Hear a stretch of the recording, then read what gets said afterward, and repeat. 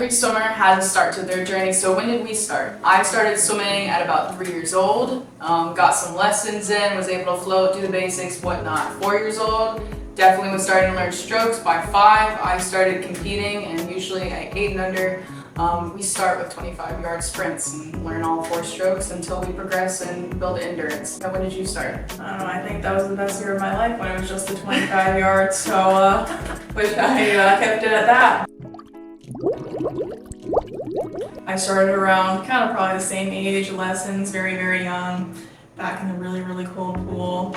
And then I started probably swim team when I was around 7. And then I remember my first swim meet, I did not jump off the block. It was way too high for me. It was really, really scary. Wow. And it was really, really tall back at that one pool. And I remember being kind of embarrassed, and that's fine. And yeah, the 25s were the best. Those were the best years. 25s were the best until it just kept adding up until it was insufferable.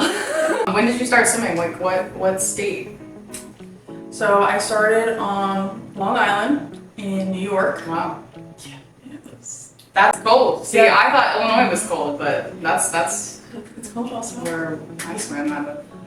And all the pools are inside. There's pretty much no competitive pools outside, whereas now where we are, they're only pretty much outside. I do have to say what I miss is all of the lines on the ceiling for backstroke. Yeah, that was really helpful because now you're going like this in the pool because you don't have anything to look at. So, I but did want to ask, yeah. what is your stroke if you have one? It's a tricky question. I think that all swimmers pretty much only practice freestyle for the majority of it. I would say that 80% of every swim practice is just freestyle. So naturally I fell into freestyle, only sprinting, no long distance for me.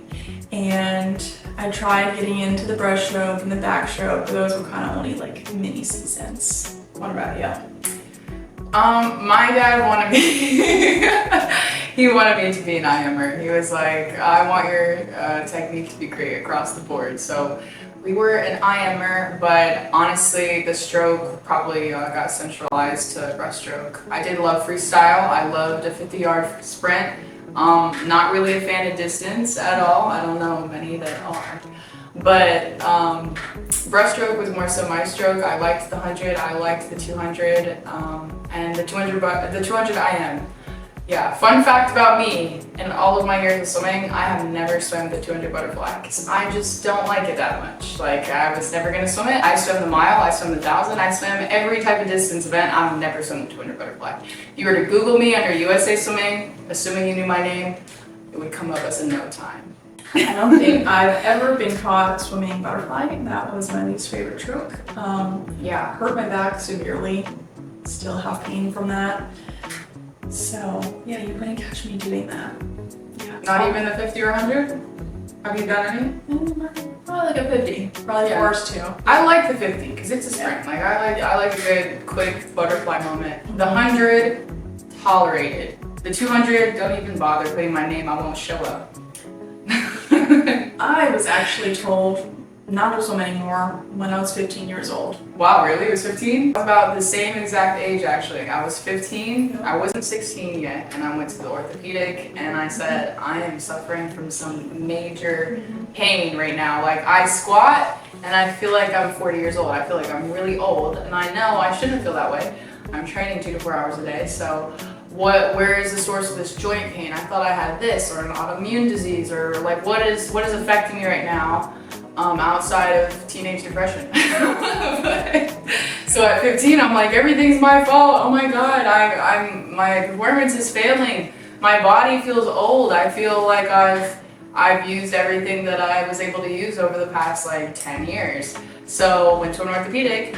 And, you think a doctor would give you great advice, but he's like, after you do it for 10 years, it's bound to hurt. So you're probably just going to have to start winding down your practices or stopping. And I felt like that was a very unpractical solution. Nor did I understand where the root problem was here, or like the root cause of my problem. So, I was a very confused 15-year-old told to just stop swimming after I invested 11 years in that already. So, A lot of years. not an answer many people want to hear. That especially wanting to potentially swim in college and thinking that's your future. Mm-hmm. So I feel Chronic like pain, it shouldn't be anyone's future. it's Shouldn't be anyone's suffering. It's definitely chronic pain often is in symptoms we're not aware of and causes we aren't aware of. And if figured out, they are definitely curable and fixable a lot of times. with the right person to help you. The right assistance, the right coaching, because we will talk about soon how a coach can make or break you. There are plenty of people that have overusage injuries, that have unexplained joint pain, unexplained back pain, shoulder pain, hip pain, you name it. And they might still be suffering to this day. So we are here to make space for those old swimmers, those ex-competitive swimmers who feel like they don't have a space to talk about their experiences without many kind of relating to them. So we've already put over a decade of our lives into this and we're going to explain how all that hard work, it can be converted into smart work. Do you remember your first pain, first injury? I was icing my knees and hips after practice every single day at 15. It was just like temperature therapy is something you should try for. So I would get out early, I would modify my practices. It was borderline, I was tapering, as swimmers would know it. I was cutting back on all my yardage. And the surprising part about that when it came to my performance at the time is it didn't even alter my time. So I thought, wow, I get to kind of have this injury where I swim way less than everyone else. Which is great. But because of this extra rest, my times weren't affected. I wouldn't say they necessarily got so much better, but they didn't decline. It was very much at least a maintenance. So I didn't feel like my performance was affected yet. But it definitely just maintained through me trying to get through it. Those days, I don't miss those days. I would be in pain pretty much every single practice. I remember I started the varsity team when I was in 8th grade, and I remember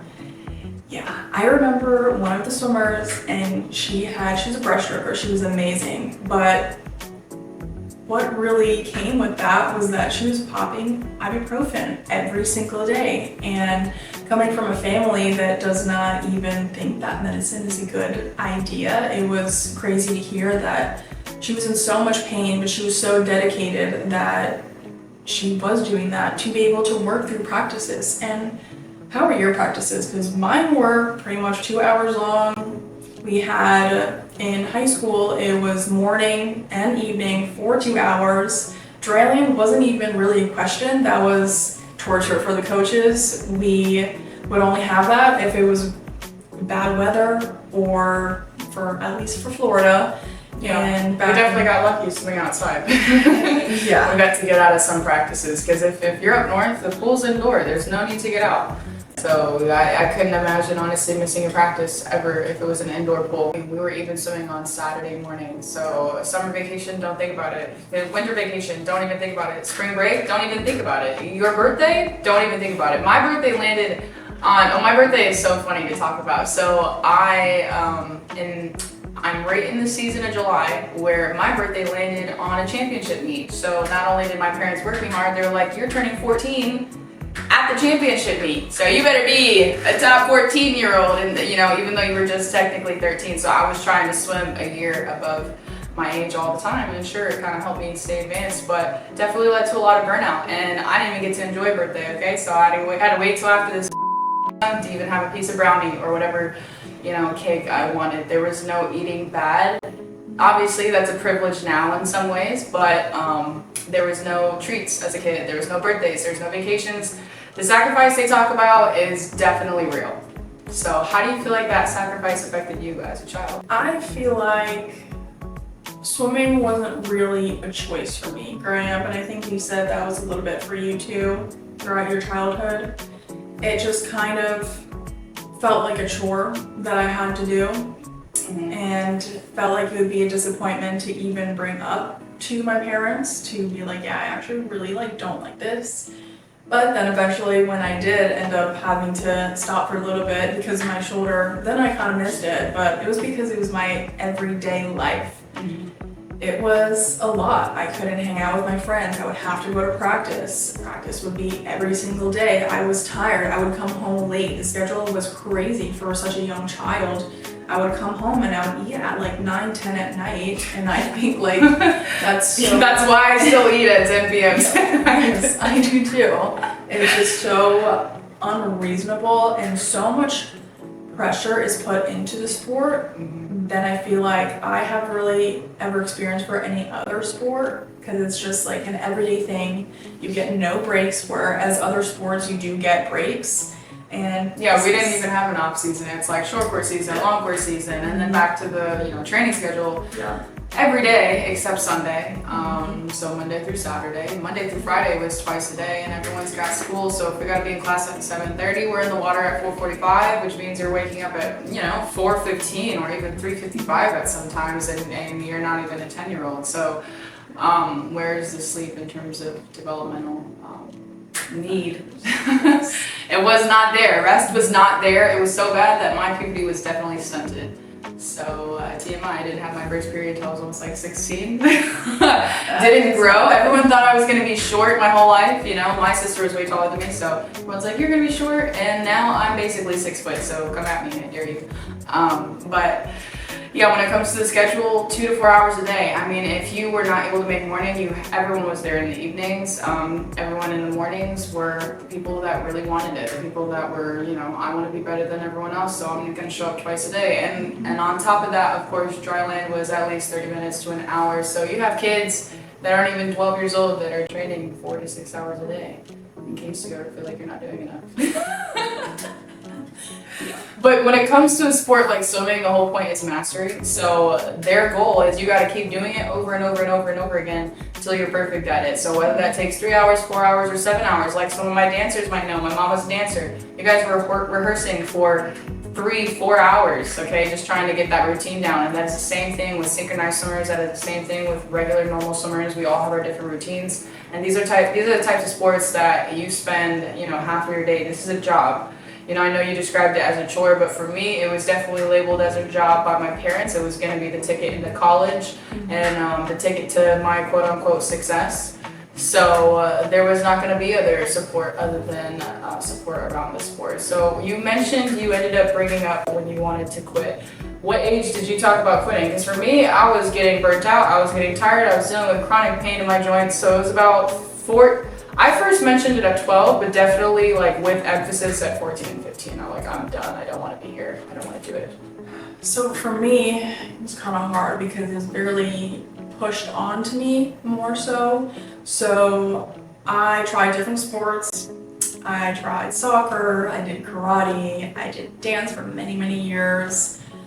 Everything, I think maybe around the age of 10, 11, those were all shut down. And I was not allowed to do any other activity. I also did a little bit of track and field. I know we're Track gonna and field is fun. Yeah, and we're gonna get back into it in later episodes, but if you did another sport, your coach would be so incredibly mad at you. How dare you? Take time off of meet. Yep. We have to meet every weekend. Yep. Okay, yeah. I was taking out of basketball, I was taking out of gymnastics. And I'm a fast learner. I think one thing about swimmers, or at least sports that revolve a lot of mental, intelligence to learn. Like gymnastics is up there, synchronized swimming is up there, swimming is up there. There's a lot that is hard to master that you kind of have to mentally visualize first before you do it. So swimming is one of those mental sports that not everyone can really do it. And I would say some people even describe it as something that's not even a sport, unfortunately. Many, many times by many, many people. Oh, swimming is not a sport. It's not a sport.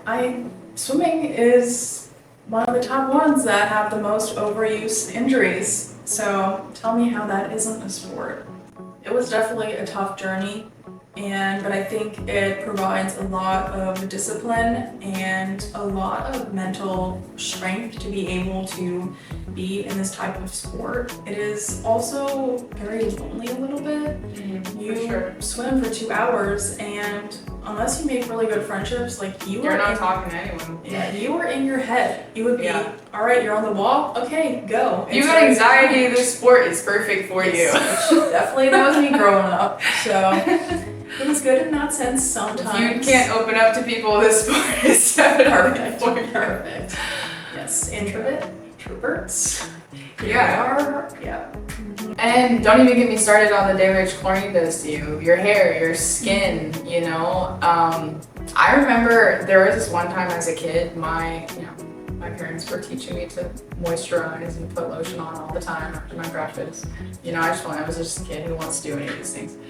And they put lotion on me and my skin burned so bad that I bawled my eyes out for at least the next hour. It was so bad and my skin was red and that's how dry it was, flaking. They called me like a little snake as a joke because I had very reptilian looking skin from how often I swam. But dry hair is fried hair. Yep. So I have to say, once I stopped swimming, my hair is so much healthier. It is so much thicker. My skin is still dry from the pool. I don't know about you, but I still have to put on lotion all the time because if I don't, it just feels weird. It feels tight, my skin, and it's just not comfortable. And there are so many side effects from the chlorine, especially going in a pool every single day for so many hours per week and being in an indoor pool. You would smell the chemicals. You would breathe in those chemicals. I had an inhaler for asthma and I didn't even have asthma. Yeah. It was very normal for a high level submerged to just real quick, you know, to clear their lungs. Has nothing to do with their lung capacity. We're dealing with the sport that gives you lung capacity. This cardio is harder than biking, harder than running. So why is it that we have a hard time breathing? Makes you start to question things, yeah. So chlorine is not that innocent in our scenario. Even when I stopped swimming, I all of a sudden, like I said, grew and, you know, went through puberty and I was like, whoa, I'm not supposed to be, you know, really small and really scrawny and skinny my whole life. We definitely will start talking about female athletes. We tend to undereat. I mean, kids already undereat, and then if you're training them 4 hours a day, good luck, okay? I was chronically underweight most of my life due to overtraining. And I was chronically exhausted, so when I quit, I spent most of my time sleeping, as I should. I feel like even when I was swimming, I would just come home and I would lay down. Like there was nothing else that I could like physically do because I was just so tired all the time. And I feel like I honestly like haven't really gotten out of that habit for maybe 50%. So it definitely has a lot of effects coming from a habit of doing that for so many years. And it definitely, it's weird getting out of swimming. I stopped when high school ended, so probably around 17, 18. And it's been a couple years for sure. And still swim here and there, but it is something that you have it for your entire childhood and then all of a sudden it's just gone. And it's the weirdest feeling. And then you have to go and do certain other things to also stay in shape and not do swimming anymore because of all those overuse injuries and try to fix those injuries. Yeah, because if that's not something you fix, that's just chronic pain every single day. I was a teenager who didn't know why it hurt to squat all the time or to bend my knees too much. So it wasn't until I became a personal trainer and I was able to learn the other side of the coin and take my pain away did that open my eyes in so many ways of how many coaches still follow outdated practices when it comes to swimming. They just think you gotta keep doing it, and more does not always equal better results. So we are proof of that. It was such a privilege to even practice our technique. Those were like the best days ever swimming. It'd be like we couldn't even do like underwaters or turns or technique. Like it was just chronically freestyle, drills, swimming. That's you know. it. No dives, no underwaters. I mean, those were accessory days, you know. It was very important that we got the yardage in. And I would say, honestly, without diving into too much detail, the opposite is so much better.